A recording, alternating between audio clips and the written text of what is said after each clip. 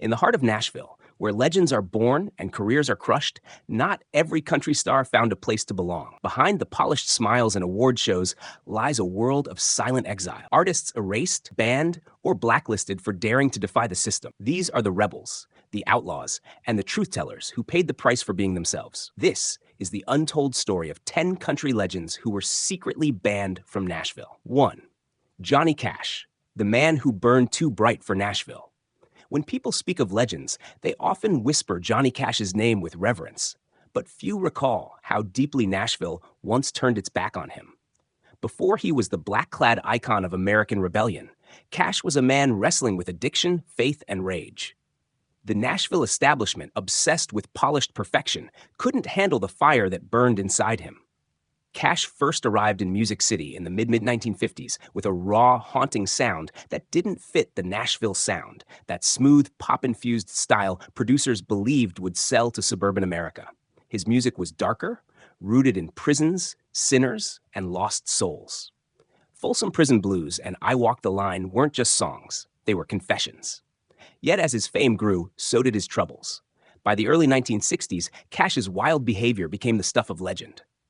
He was arrested multiple times for drug possession and reckless acts.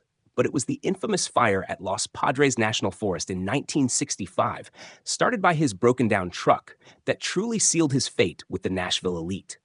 The blaze killed dozens of endangered condors, cost the government thousands in damages, and forever marked him as a dangerous outlaw. When questioned in court, Cash famously said, "I don't care about your damn birds." That one sentence echoed across Nashville's polite society, and they never forgave him. Radio stations began to distance themselves, promoters canceled tours, and the very city that once promised him stardom branded him a liability. He was blacklisted not by an official decree, but by silence. No invitations, no contracts, no calls back. Even the Grand Ole Opry, the crown jewel of country music, suspended him after he smashed the stage lights during a performance. But exile didn't destroy Johnny Cash. It transformed him. He found redemption in the very darkness that had condemned him.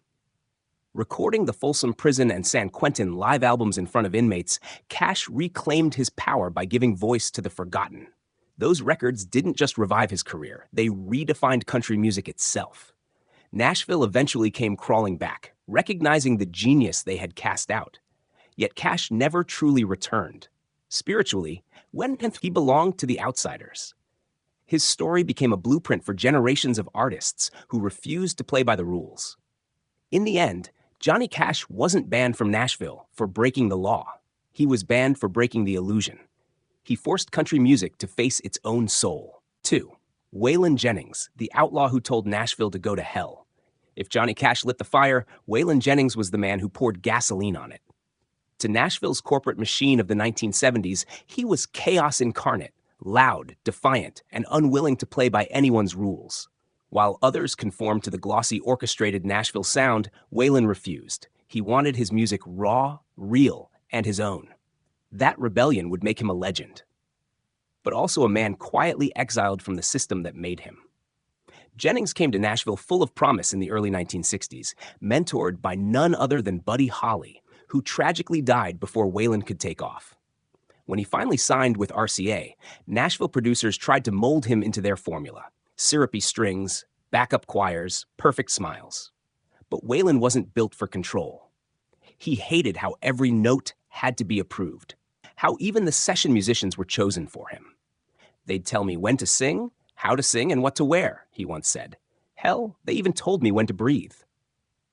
The breaking point came when he demanded full creative control over his recordings, a move unheard of in that era.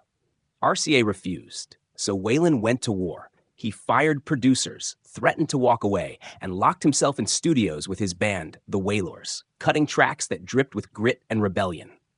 The result? The birth of the outlaw country movement, and Nashville's quiet declaration that Jennings was trouble. Behind the scenes, the city's power brokers began freezing him out. He was no longer invited to the CMA's inner circles. His radio airplay mysteriously dropped. Journalists whispered about his drug use, particularly his battles with cocaine and amphetamines, as proof that he was unsuitable for country's image. Nashville didn't officially ban Waylon Jennings. They just acted like he didn't exist. But that silence only made him louder. His albums Honky Tonk Heroes and Dreaming My Dreams didn't just defy the Nashville sound, they buried it. Together with Willie Nelson, Jesse Coulter, and Tom Paul Glaser, Waylon built a new empire in Texas, a creative refuge where freedom ruled. When the compilation album Wanted, The Outlaws dropped in 1976, it became the first country album in history to go platinum. Ironically, the man Nashville shunned saved country music from stagnation. By the time the establishment tried to reclaim him, it was too late. Waylon Jennings had proven that you didn't need Nashville to be country. You just needed truth. His rough voice, honest lyrics, and sheer defiance carved a path for every rebel who followed. Nashville banned Waylon Jennings not because he failed, but because he refused to bow.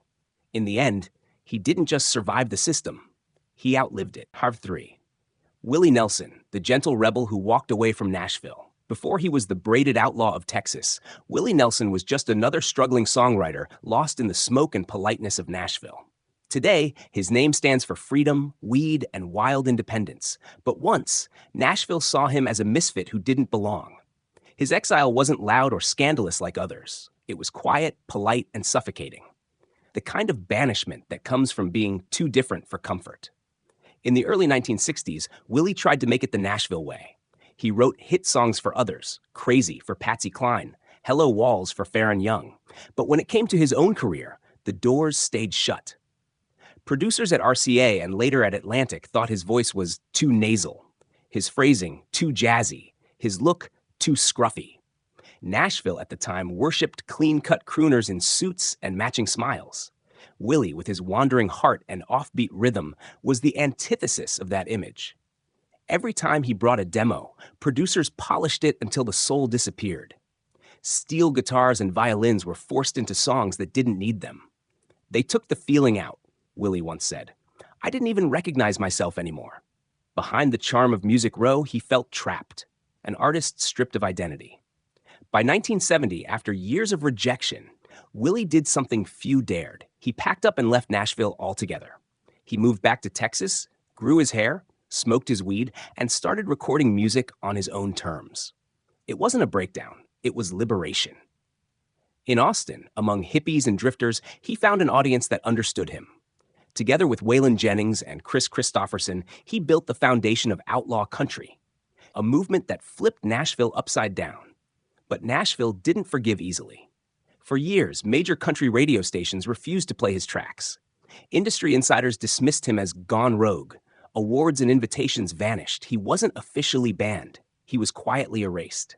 Yet, like any good outlaw, Willie turned exile into legend. His albums Red-Headed Stranger, 1975, and Stardust, 1978, didn't just break records. They redefined what country could be: soulful, strange, poetic, and deeply human. Ironically, once he became a superstar, Nashville tried to claim him back. The same city that told him he'd never fit in suddenly called him a national treasure. But Willie knew better. He stayed in Texas, smiling through the smoke, building a life that was part rebellion, part peace offering to the universe. Willie Nelson wasn't banned from Nashville for any scandal or crime. He was banned for dreaming beyond its borders. And by walking away, he proved that the real spirit of country music lives wherever truth and freedom find a song. Number 4. Merle Haggard, the ex-con who made Nashville uneasy. When Merle Haggard first stepped into Nashville's spotlight, he carried with him a past the city didn't want to face, a prison number. In a town that prized spotless reputations and Sunday morning smiles, Haggard's story was too raw, too real. He didn't just sing about outlaws and broken men. He was one. And though his music would come to define an era, Nashville's gatekeepers never truly forgave him for where he came from. Born in 1937 in a converted railroad boxcar in California, Merle's childhood was steeped in poverty and loss. By his teens, he was already running from the law, stealing cars, skipping parole, chasing a sense of belonging. At just 20 years old, he found himself behind bars at San Quentin State Prison, the same prison where Johnny Cash would later perform. That experience changed him. Inside, Haggard saw the consequences of bad choices and the humanity of those who made them. When he got out, he poured it all into his songs. His early hits like Sing Me Back Home and Mama Tried weren't just country music. They were confessions of a man still haunted by his past. But Nashville didn't quite know what to do with him. The city loved songs about heartache and drinking, not about prisons, regret, or the brokenness of the American dream. Behind the scenes, producers and radio executives whispered about his image problem. To them, Haggard wasn't marketable. He was a reminder that not every country boy could be cleaned up for television. Even when he achieved massive success with Okie from Muskogee, a song that many in Nashville misunderstood as a conservative anthem, Haggard didn't fit neatly into their world. He was too unpredictable, one day mocking the counterculture, the next defending it. He turned down sponsorships, argued with label executives, and refused to soften his lyrics for the sake of comfort. Nashville didn't ban him publicly, but the city's powerful industry circles quietly kept their distance. His rough edges were seen as dangerous. His honesty, inconvenient. There were whispers that his criminal record made certain networks and promoters uneasy. When others were being invited to the Grand Ole Opry for endless appearances, Haggard was often left out of the party. "They loved my songs," he once said, "but not always the man who wrote them." Still, Merle Haggard refused to bend. He found his audience outside the Nashville walls. The working men, the drifters, the lonely hearts who saw themselves in his lyrics. His authenticity became his revenge. Albums like Back to the Barooms and Big City didn't need Nashville's approval. They earned the people's love. By the time the establishment realized his genius, it was too late. Haggard had already written the songs that would outlive every executive who doubted him. Merle Haggard wasn't banned because of his crimes. He was banned because he reminded Nashville that the soul of country music was born from sinners, not saints. Harbor 5. Hank Williams Jr., the rebel son who refused to behave. Carrying the last name Williams in Nashville is both a crown and a curse. From the moment he stepped onto a stage, Hank Williams Jr. was expected to be his father, to sing the same heartbreak ballads, to wear the same cowboy hat, and to live under the ghost of the man who defined country music. But Hank Jr. was never built to live in anyone's shadow. He wanted to raise hell, crank up the amps, and scream his truth. Nashville, however, didn't want a rebel son. It wanted a replica. By the late 1960s, Hank Jr. was performing his father's songs almost note for note. The industry loved it, an easy sell, a nostalgic echo of Hank Sr.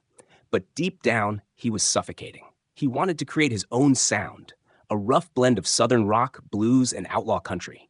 When he finally broke free in the early 1970s, ditching the rhinestone suits for long hair and electric guitars, Nashville recoiled. They called him a disgrace to his father's legacy. Behind closed doors, labels and radio executives warned each other that he'd gone off the rails. Then came tragedy. In 1975, while climbing a mountain in Montana, Hank Jr. fell over 500 feet, an accident that nearly killed him. His face was shattered, his body broken. But when he returned to the stage, with dark glasses and a beard to hide his scars, he came back fiercer than ever. This was not Hank Sr.'s boy anymore. This was a man reborn in defiance. His songs like Family Tradition and Whiskey Bent and Hellbound declared war on the Nashville establishment. While fans loved the new Hank, Nashville's power structure didn't. His unapologetic lyrics about women, whiskey, and freedom clashed with the clean-cut image country music wanted to project. He didn't hide his politics or his anger. And when he compared President Obama to Adolf Hitler on national television in 2011, ESPN immediately cut ties, pulling his iconic Monday Night Football theme from the air after more than 2 decades. The fallout spread across the industry.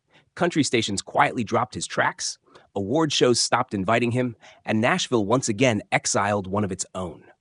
But just like his father, Hank Jr. didn't need their approval. He built his own empire. A defiant cult of fans who loved him not in spite of his rebellion, but because of it. His music became the voice of the unapologetic South, raw and unfiltered. "If you don't like me," he once said, "you weren't supposed to." Hank Williams Jr. wasn't banned because he failed to honor tradition. He was banned because he refused to worship it. He broke the Nashville mold so completely that the system couldn't contain him anymore. In the end, he proved something powerful. Sometimes the only way to carry a legacy is to destroy it first. 6. The Dixie Chicks. The women Nashville tried to erase a race. In the early 2000s, the Dixie Chicks, Natalie Maines, Marty McGuire, and Emily Robison were the crown jewels of modern country music. They sold millions of albums, dominated award shows, and represented the perfect Nashville dream: talent, beauty, and crossover appeal. But one night in 2003, a single sentence changed everything. In a world where silence was expected, they spoke their truth, and Nashville responded with fury. It was March 10th, 2003. The band was performing in London, just days before the U.S. invasion of Iraq. On stage, Natalie Maines looked out at the crowd and said, "Just so you know, we're ashamed that the President of the United States is from Texas." Those 14 words detonated like a bomb across Nashville. Within hours, country radio stations, many of them owned by conservative conglomerates, began banning their music. Fans smashed CDs, bulldozed albums, and burned posters in parking lots. Even former friends in the industry turned their backs overnight. The Dixie Chicks weren't just banned, they were excommunicated. Nashville's political and corporate establishment decided they were too dangerous. Major networks pulled interviews, award shows uninvited them, and sponsors fled. Clear Channel, the nation's largest radio network, quietly ordered its stations to pull all Dixie Chicks songs from rotation. It was one of the most sweeping blacklists in modern music history. But beneath the outrage was something deeper: fear. For decades, Nashville had been built on a code of silence. Artists didn't talk politics, especially not against the flag, God, or war. The Dixie Chicks shattered that illusion. They weren't just women with guitars, they were women with opinions, and that made them untouchable. Yet, instead of begging for forgiveness, they doubled down. Their 2006 album, Taking the Long Way, produced far from Nashville, became a declaration of independence. The lead single, Not Ready to Make Nice, was a direct middle finger to those who demanded their silence. The album swept the Grammys, winning 5 awards, including Album of the Year, while Nashville pretended it didn't exist. For years, the Dixie Chicks remained persona non grata in country's capital. It wasn't until 2020, nearly 2 decades later, that the group, now simply called the Chicks, began to be recognized again. But by then, the damage was done. They had built their own world outside Nashville, one that didn't need approval. The Dixie Chicks weren't banned for breaking laws or mocking tradition. They were banned for daring to be free-thinking women in a system built to silence them. Nashville tried to erase them from history, but in doing so, it proved their point. Truth is the one song the industry can't control. 7. Tanya Tucker, the wild child Nashville couldn't control. In the 1970s, Tanya Tucker was country music's teenage sensation, a fiery voice with the soul of a grown woman. At just 13, she burst onto the scene with Delta Dawn, a haunting song that made her a star overnight. Nashville had found its prodigy, a girl they could shape into the next Tammy Wynette or Loretta Lynn. But Tanya Tucker wasn't built for control. She didn't want to be the next anybody. She wanted to be Tanya Tucker. And that desire for freedom would make her both a legend and an outcast. From the start, Tanya broke every rule Nashville had for women. She wore bold makeup, rode motorcycles, drank whiskey with the boys, and dated older men, including Glenn Campbell, one of the genre's biggest stars. Their public affair was tabloid gold and Nashville poison. To the industry's conservative gatekeepers, it was scandalous. The girl they had marketed as a wholesome prodigy was suddenly a problem. Producers began to whisper that she was unmanageable. Some radio stations quietly pulled her newer songs from rotation, while others simply refused to promote her.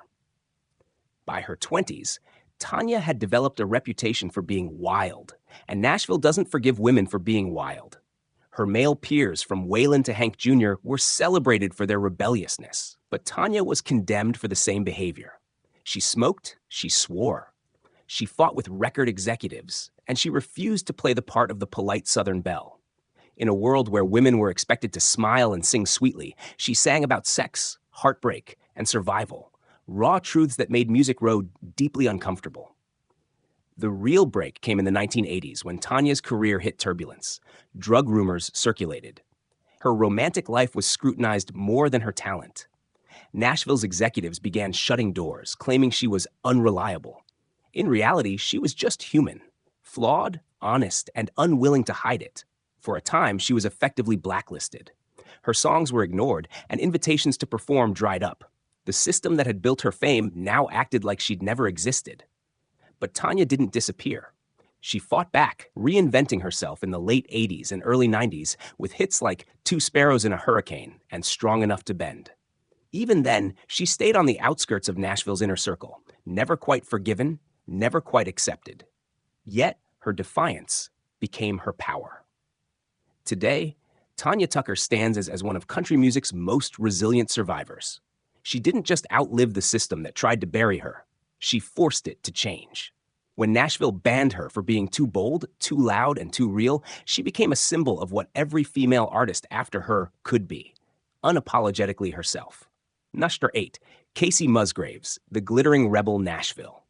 Tried to silence when Casey Musgraves first arrived in Nashville, she looked like the city's next golden girl, young, talented, photogenic, and polite. But behind that sweet Texas drawl was a sharp mind and a fearless spirit that Nashville's conservative machine wasn't ready for. While others sang about beer, trucks, and Saturday nights, Casey sang about hypocrisy, small-town judgment, and freedom. And that's when Nashville began to turn its back. Her 2013 debut, Same Trailer, Different Park, won critical acclaim for its fresh perspective on country life. Songs like Follow Your Arrow broke unspoken rules by celebrating same-sex love and challenging religious conformity. For many listeners, it was a breath of fresh air. For Music Row, it was a problem. Radio programmers refused to play the song, claiming it was too controversial. Some conservative critics went further, calling her lyrics immoral.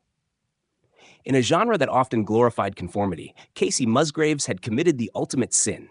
She thought for herself.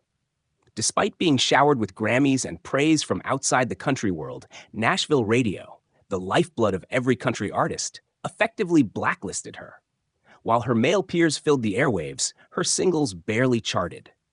The message was clear. She was welcome at the award shows, but not on the playlists. She was the outsider Nashville wanted to display, not embrace. Casey didn't bend. Her follow-up albums Pageant Material and Golden Hour pushed even further from traditional country. She sang about LSD, feminism, and emotional independence, themes that had no place in Nashville's tightly controlled mainstream narrative. The industry responded by quietly pushing her out of the conversation. She wasn't invited to co-host CMA events, and many insiders whispered that she had become too Hollywood. Ironically, it was Golden Hour, an album Nashville barely supported, that won Album of the Year at the 2019 Grammys, beating pop and rock giants. It was a stunning moment. The woman Nashville refused to promote had just become its most famous export. Instead of returning to Music Row, Casey embraced her exile.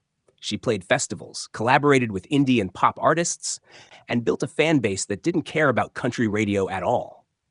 In 2021, she released Star-Crossed, a heartbreak record wrapped in cinematic art pop, and again, Nashville distanced itself. The Recording Academy even refused to classify it as a country album, quietly signaling that Casey no longer fit. But she never begged to. Her response was simple: country music is what I am, not where I work. Casey Musgraves wasn't banned for breaking the law or stirring scandal. She was banned for challenging Nashville's comfort zone, for refusing to be a pretty voice singing pretty lies. And in doing so, she proved that sometimes the truest country spirit lives outside the city that claims to own it. 9. Kris Kristofferson, the poet Nashville. Wanted to forget before he was a legend, Kris Kristofferson was a janitor, sweeping floors at Columbia recording studios while quietly writing songs that would one day change country music forever. Nashville didn't see a future star when they looked at him. They saw a troublemaker. A Rhodes Scholar turned Army pilot who walked away from privilege to chase poetry and pain, Kristofferson was everything Nashville didn't understand. And that misunderstanding became his quiet banishment. In the late 1960s, Nashville was still stuck in its countrypolitan era.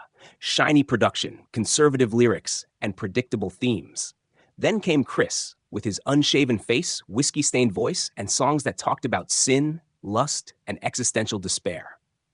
Sunday Morning Comin' Down wasn't about heartbreak or honky-tonks. It was about loneliness and disillusionment, the hangover of the American dream. When Johnny Cash chose to sing it on live television, producers begged him to change the lyric, "Wishing, Lord, that I was stoned." Cash refused. That one moment made the song immortal and made Christopherson infamous in the eyes of Nashville's moral guardians.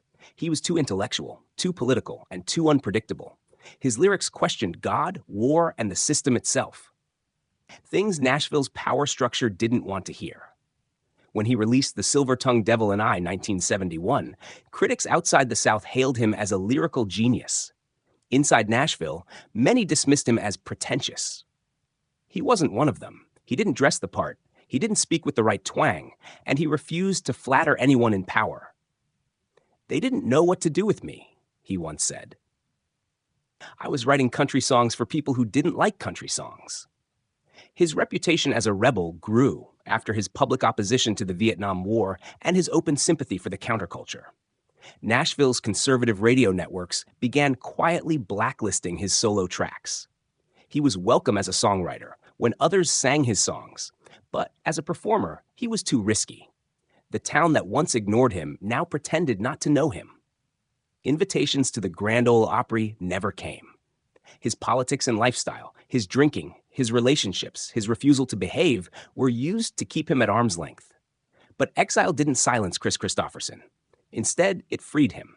He became part of the outlaw country movement, alongside Willie Nelson and Waylon Jennings, helping redefine what country music could be.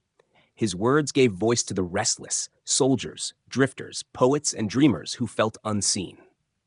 He proved that songs could be more than stories. They could be philosophy set to melody. By the time Nashville tried to embrace him years later, it was too late. Chris had outgrown the city's narrow walls. He had become something bigger, a bridge between art and rebellion. Chris Christopherson wasn't banned from Nashville for breaking its rules. He was banned for exposing its limits. In a town that sold fairy tales, he wrote the truth. And the truth, in Nashville, has always been the most dangerous song of all. 10. Sturgill Simpson, the modern outlaw, Nashville couldn't tame him. If the old outlaws tore down Nashville's walls, Sturgill Simpson came back decades later to burn down whatever was rebuilt. In an era when country music had turned slick, corporate, and predictable, he emerged as a thunderclap, an artist who didn't care about fame, charts, or fitting in. To the establishment, he was a problem. To everyone else, he was a reminder of what country music was supposed to be. Honest, fearless, and defiantly human. Born in Kentucky and raised on coal dust, punk rock, and heartbreak, Simpson came to Nashville with nothing but conviction. His early work, like High Top Mountain 2013, sounded like a throwback to Waylon Jennings and Merle Haggard, but with a sharper edge. Nashville took mild notice, but Sturgill had no patience for the city's shallow game. He refused to bow to producers, label heads, or marketing formulas. "They want a puppet, not a person," he once said. "I'd rather play to 10 people who listen than 10,000 who don't care." When his breakthrough album Metamodern Sounds in Country Music dropped in 2014, it stunned critics. Psychedelic lyrics, existential themes, and spacey production, this wasn't bro country. It was art. Fans and journalists hailed him as the future of the genre. But instead of celebrating him, Nashville panicked. Here was a man they couldn't brand, couldn't control, and worst of all, couldn't ignore. Then came A Sailor's Guide to Earth, 2016, a concept album written as a letter to his newborn son. It won Grammy Album of the Year in the country category. But when Sturgill criticized the Country Music Association, CMA, for hypocrisy, accusing them of exploiting legends like Merle Haggard while ignoring their spirit, the industry struck back. He was blacklisted from CMA events and excluded from radio promotion. When he protested the CMAs by busking outside the ceremony, playing guitar on the sidewalk, and raising money for charity, security threatened to remove him. Nashville had made its stance clear. Sturgill Simpson didn't belong. His next records pushed even further, blending rock, soul, and psychedelia. Nashville didn't know what box to put him in, so it stopped trying. The town that once begged for authenticity now ignored the most authentic artist it had. Sturgill responded the only way he knew how, by mocking the entire system. "Country music," he said, "is just marketing now. The real thing died a long time ago." He's rarely invited to country events. His songs get almost no airplay, and yet his influence ripples through a new generation of outsiders. Artists who once feared Nashville's gatekeepers now see in Sturgill a roadmap to independence. Sturgill Simpson wasn't banned for being offensive or immoral. He was banned for being uncontrollable. In a city that turns rebellion into branding, he stayed unbranded. And in doing so, he became what Nashville secretly fears most: a man who doesn't need it.